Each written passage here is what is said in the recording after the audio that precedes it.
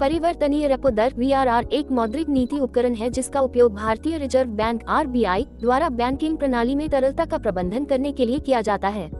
इसका मुख्य उद्देश्य बैंकों को अल्पकालिक निधि प्रदान करना है, लेकिन दर बाजार द्वारा निर्धारित की जाती है, जो निश्चित रेपो दर से अलग होती है।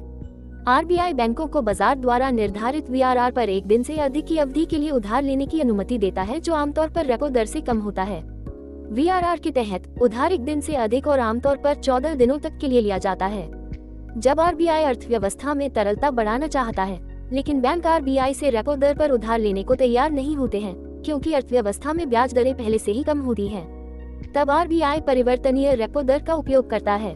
परिवर्तनीय रेपो दर की मुख्य विशेषताएं: बाजार द्वारा निर्धारित VRR की दर बाजार की स्थितियों के आधार पर निर्धारित की जाती है, जो बैंकों को लचीले उधार विकल्प प्रदान करती है। तरलता प्रबंधन: इसका उपयोग तरलता को प्रबंधित करने के लिए किया जाता है, ताकि वित्तीय स्थिरता बनाए रखी जा सके।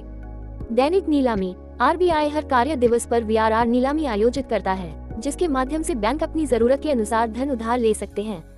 अल्पकालिक उधार: VRR ज्यादातर अल्पकालिक उधार के लिए होता है, जो बैंकों को तत्काल तरलता प्रदान करता है। इस प्रक्रिया के माध्यम से RBI बैंकिंग क्षेत्र की तरलता को नियंत्रित कर सकता है और आर्थिक स्थिरता को प्रभावित कर सकता है। भारतीय रिजर्व बैंक की मौद्रिक नीति समिति (MPC) ने परिवर्तनीय रेपो दर लागू करने की सिफारिश की। ये सिफारिश मौद्रिक नीति को अधिक लचीला और उत्तरदायी बनाने के लिए दी गई थी, जिससे तरलता प्रबंधन में सुधार हो सके।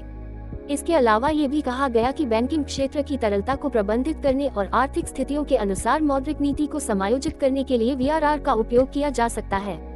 ये एक रणनीतिक कदम है जिसके माध्यम से RBI अपनी मौद्रिक नीति उपकरणों में सुधार कर सकता है।